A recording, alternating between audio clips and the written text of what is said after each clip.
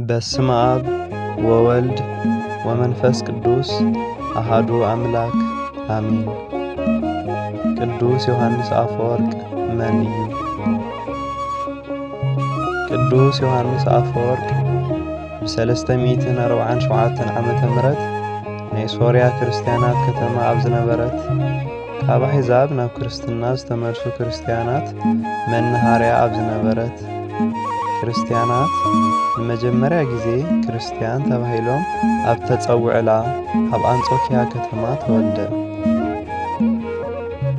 አንጾኪያ ናይ ምብራቕ ሮም ግዛኣት ካልኤቲ ከተማ ነበረት። ኣብ 4ይ ክፍለ ዘመን ዝተፈላለዩ መናፍቃን ኣይሁድን መምለኪያ ጣዖትን ዝኾኑን ኩሎም ነናይ በዓልቶም ዝኾነ እምነት ኣብ አንጾኪያ ከተማ ንምስፍሕፋሕ ዝጓየሉ ዘመን ነበረ። ኦርቶዶክሳውያን ከዓ ብጳጳስ መላትዮስን ብጳጳስ ጳውሊኖስ ማእኸል ዝነበረ ፍልሊ ምኽንያት ኣብ ክልተ ተኸፊሎም ነበሩ። ስለዚ ናይ ቅዱስ ዮሐንስ አፈወርቅ ናይ መንእሰይነት ዘመን ቤተ ክርስቲያን ኣብ አጸጋሚ ኩነታት ኣብ ዝነበረትሉ ጊዜ ነበረ። ቅዱስ ዮሐንስ አፈወርቅ አቡኡ አስፋኒዶስ ዝተፈለጠ ናይ ጦር ሓለቓ እኳ እንተነበረ፣ ነገር ግን ቅዱስ ዮሐንስ አፈወርቅ ገና ብህፃኑ ነይሩ ካብዛ ዓለም ዝተፈለየ። ኣዲኡ አትናስያ ትበሃል ብሃይማኖታን ምግባራን ኣዝያ ዝተመስገነትን እትድነቕን ወላዲት ነበረት። ገና ኣብ 20 ዓመታ በዓል ቤታ ዋላ እኳ እንተተፈለያ ዝኾነ ይኹን ካልኣይ መርዓ ዋላ እኳ እንተቐረበላ ብዘይምቕባል ኣቦኦም ገዲፍላ ዝኸደ ክልተ ደቃ ቅዱስ ዮሐንስ አፈወርቅን ዓባይ ሓፍቱን ኣብ ምስትምሃር ትኹረት ገበረት። ኣዲኡ አትናስያ ወዳ ቅዱስ ዮሐንስ አፈወርቅ ፍልስፍና፣ ሕግን ናይ ምንጋር ጥበብን ኣብ ዘመኑ ምስ ዝነበሩ ዓበይቲ መምህራን ትምሃር ገበረት። ከምኡውን ኣብ ወዳ ኣእምሮ ውሽጢ ካብ ብቁልዕነቱ ጀሚሩ ናይ እምነት ዘርኢ ጽቡቕ ጌራ ዘርአትሉ። እዚ ናይ እምነት ዘርኢ ንባዕሉን ንቤተ ክርስቲያንን ዓብዪ ጥቕሚ ኣምፂኡ እዩ።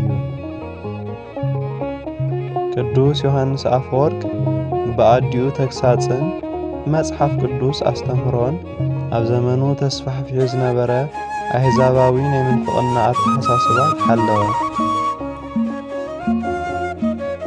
ቅዱስ ዮሐንስ አፈወርቅ ኣብ ዘመኑ ዝነበረ ናይ ምዝራብ ክእለት ጥበብ ትምህርቲ ዩባንዮስ ካብ እተባሃለ መምህር ተማሂሩ እዩ።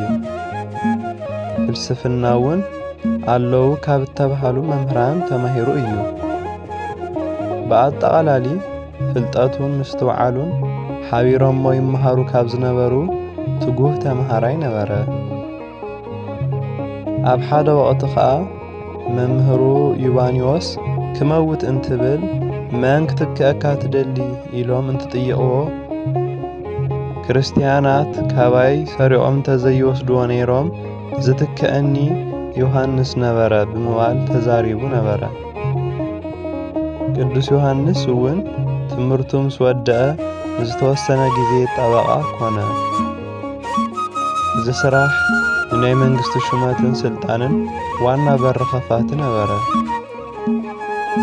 ዝነበርዎ ጽቡቕ ናይ ምዝራብ ክእለት ንዓብዪ ሹመትን ስልጣንን ዘብቃ ነበረ።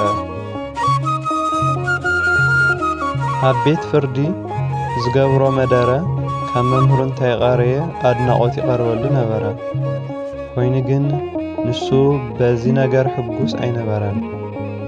ናይ ልቡ ሓሳብን ድሌትን ቤተ ክርስቲያን ጥራሕ ነበረት። ንክርስትንኡ ዓብዪ ፍቕሪ ነበሮ። በዚ እውን ናብ ቤተ ክርስቲያን ኣትዩ ክምሃር ጀመረ። ቅዱሳት መጽሓፍቲ ተምሃረ።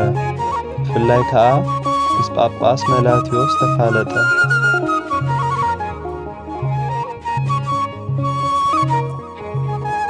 ኣብዚ ጊዜ ምስ ዓበዩ ካብ ዝጥመቕሉ ናይ 3 ዓመት ትምህርቲ ተማሂሩ ኣብ 23 ዓመቱ ብ370 ዓመተ ምህረት ብጳጳስ መላትዮስ ኢድ ተጠመቐ። ቅዱስ ዮሐንስ እውን ካብ ጊዜ ናብ ጊዜ ተፈታውነት ረኸበ። ብፍላይ ከዓ ጳጳስ መላትዮስ ነዚ ርእዩ ንኣንባብነት ማዕረግ ሾመ። ንሃቱ ድሌት ዝነበረ ግን ገዳም ኣትዩ ክምንኩስ ነበረ። በብንእሽተይ ከዓ ናይ ጾምን ጸሎትን ሕይወት ሓዘ። ንስጉኡ ምቾት ከልኦ ገዳማዊ ሕይወት ክነብር ጀመረ። ኣብ ቤተ ክርስቲያን ዘገልግሉ ካህናት ንዕኡን ንዓርኩ ባስልዮስን ጵጵስና ክሾምዎም ደለዩ። እሱ ግን ነዚ ኸቢድ ናይ ቤተ ክርስቲያን ሓላፍነት ዝበቕዐ ሓወይ ባስልዮስ እዩ ብምባል ባስልዮስ ክሽወም ብምግባር ንሱ ግን ተሓበአ። ባስልዮስ እዚ ሹመት ዝተቐበለ ዓርኩ ቅዱስ ዮሐንስ እውን ሓቢርዎ ዝሽወም መሲልዎ ነይሩ። ባስልዮስ እውን ጳጳስ ኮይኑ ተሾመ። ቅዱስ ዮሐንስ ምንም እኳ ምስ ባስልዮስ ኣብ ግዚኡ እንተዘይተሾመ ድሕሪ ግዜ ግን ክቕበሎ ከኣለ።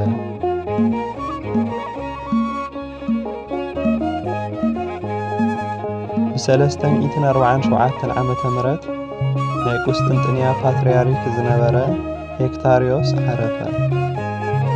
ኣብቲ ሽዑ ጊዜ ክፍቲ ኣብ ዝነበረ ናይ ሮም ምብራቓዊ ግዝኣት ኣብ ዋና ከተማ ኣብ ቁስጥንጥንያ መንበር ክሸምዎ ብገሃድ ኮነ ብስውር ሕቱኽቱኽ ነበረ። ድሕሪ ሂደት ኣዋርሕ ኣብቲ መንበር ክትክኡ ዝደልዩ ዝነበሩ ጳጳሳት ዘደንግጽ ነገር ተሰምዐ። ናይ አንጾኪያ ምእመናን ኣቦና ኣይንሰድን ኢሎም ረብሻ ከየልዕሉ ህውከት ከይፍጠር ካብኡ ካብ ባዕሉ ኾነ ካብ ካልእ ዝመጽእ ተቃውሞ ዋጋ ዘይብሉ ንምግባር ብብልሓት ካብ ከተማ ክወጽእ ምስ ተገብረ ካብ ቤት መንግስቲ ብዝተለኣኹ ዓጀብቲ ብፍጥነት ናብ ቁስጥንጥንያ ተወስደ። ናይ አንጾኪያ ገዛእ ዝነበረ ሰብ ናይ ንጉሥ ትእዛዝ ምስ በጽሖ ንቅዱስ ዮሐንስ ኣፈወርቅ ካብ ከተማ ወጻኢ ናብ ዝርከብ ናብ ሓደ ቤተ ክርስቲያን ሓቢርዎ ክኸይድ ተሓተተ። ኣብቲ ሰረገላ ምስ ተቐመጠ ናብ ቁስጥንጥንያ ናብ ዝወስድ ጎደና ሒዝዎ ኸደ። ኣብ ቤተ ክርስቲያን ታሪኽን ኣብ ቅዱሳት መዝገብ ደሚቕ ስምን ታሪኽን ክወሃቦ ዝኸኣለ ናይ ተጋድሎ መድረኽ ብኸምዚ ዓይነት ድንገተኛ መንገዲ ተወሰደ። ናበይን ንምንታይን ከም ዝወስድዎ እኳ ዝፈለጠ ቁስጥንጥንያ ምስ በጽሐ ነበረ። ብኸምዚ ዝበለ መንገዲ ብዘይ ፍቓዱን ድሌቱን ፍቓዱ እኳ እንተይተሓተተ ብድንገት ናይ ቁስጥንጥንያ ሊቀ ጳጳስ ክኸውን ተገብረ። የካቲት 26 ብ398 ዓመተ ምህረት ብዙሓት ሊቃነ ጳጳሳት ኣብ ተረኸብሉ ብዓብዪ ስነ ስርዓት ኣብ ቁስጥንጥንያ መንበር መበል 23 ናይ እስክንድርያ ፓትርያርክ ብዝነበሩ ቴዎፍሎስ ኢድ ፓትርያርክ ኮይኑ ተሾመ። ፓትርያርክ ቴዎፍሎስ እውን ብዘይ ፍቓዱ ብንጉስ ኣርቃዲዎስ ትእዛዝ ቅዱስ ዮሐንስ ኣፈወርቅ ሾሞ ተገደደ። ቴዎፍሎስ እውን ኣብ ቁስጥንጥንያ መንበር ክሽወም ኣድላይ እኳ እንተነበረ እዚ ክገብር ከም ዘይኽእል ብምርድኡ ናይቲ ንጉስ ትእዛዝ ፈጸመ። ዮሐንስ ኣፈወርቅ ገና ምስ ተሾመ ዝገበሮ ነገር ንብዙሕ ጊዜ ዘሊቑ ዝነበረ ናይ አንጾኪያ ቤተ ክርስቲያን ሽግር ምፍታሕ ነበረ። ንቅዱስ ዮሐንስ ኣፈወርቅ ኢላ ስም ዘውፅአትሉ ኣብ ቤተ መቕደስ ዝነበረት ስእለ ማርያም እያ። ኣብ ቁስጥንጥንያ እናሃለወ ናይ ክልተ ባህር መንፍቕና ብልቡ ዝቋጸረ ንስጥሮስ ዝበሃል መናፍቕ ነበረ። ንስጥሮስ ምንፍቕንኡ ሊቀ ጳጳስ ኮይኑ ክሳብ ዝሽወም ኣይገለጾን ነይሩ። ድሕሪ ጊዜ ካብ ዕለታት ሓደ መዓልቲ ምእመናን ቁርባን እንትቕበሉ ሓንቲ ኣብ ወርሒ ጽግያት ዘላ ሰበይቲ ከይነጽሐት ክትቅበል ቀረበት። እቲ ህዝቢ እውን ናይ መንፈስ ቅዱስ ጽላል ካብ ኣንቲ ርሕቕ ረኣየ ናይ ፀሓይ ጮራ ብርእሳ ኣይዓረፈን ነበረ እቲ ህዝቢ ፓትርያርክ ናብ ዝኾነ ንስጥሮስ ኣቐረብዋ ኣቲ ሰበይቲ ንገርኒ ናይ መንፈስ ቅዱስ ጽላል ካባኺ ክሳብ ዝርሕቕ ሓጢኣት ክንታ እዩ በልዋ እግዚአብሔር በዚ ስጋ ካብ ማርያም ድሕር ተወሊዱ መንፈስ ቅዱስ ከመይ ነዛ ሰበይቲ ነዓቓ እግዚአብሔር ካብ ሰበይቲ ድሕር ተወሊዱ በማርያም ምኽንያት ርክሰተን ተቐደሰ ነይሩ በለ እቲ ህዝቢ ምልኡ ናብ ኣቐሪቡ እግዚአብሔር ካብ ስጋ ከም ተወልደ ዝኣምን ዝተፈልየ ዝተረገመ እዩ እናበሉ ኣብ ሓፍረተ ስጋ ምራቕ ክተፍኡ ኣዘዘ ኣብዚ ግዜ ቅዱስ ዮሐንስ አፈወርቅ ኣብኡ ነበረ ከምዝውን በለ ኣነ እግዚአብሔር ብድንግልና ጸባ ከም ዝዓበየ ብህፃናት ስርዓት ህፃናትና መሰሎም ካብ በይና ብዘይካ ሓጢኣት ናይ ሰብ ሕጊ ከም ዝፈጸመ ይኣምን እየ ኢሉ ሓፍረተ ስጋ ሰዓማ ኣብ ቤተ መቕደስ ዝነበረ ናይ እመቤትና ስእለ ኣድህኖ ኣፈወርቅ ኢላ ጸዋዓቶ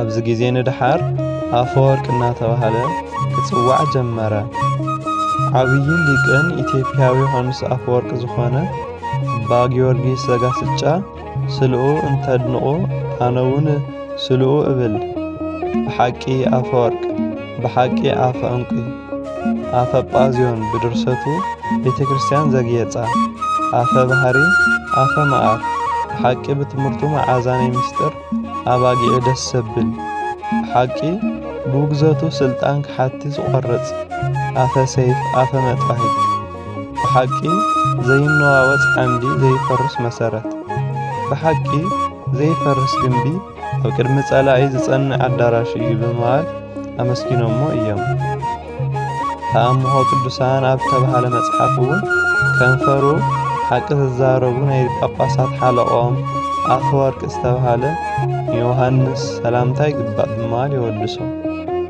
ቅዱስ ቤተ ክርስቲያንና እውን ናይ ዕረፍቱ ዝኽሪ ግንቦት 12 ትዝክሮ ንእግዚአብሔር ምስጋና ይኹን ንዓና እውን ካብ ቅዱስ ዮሐንስ አፈወርቅ በረከት ረድኤት ይሳትፈና ንዘለዓለሙ አሜን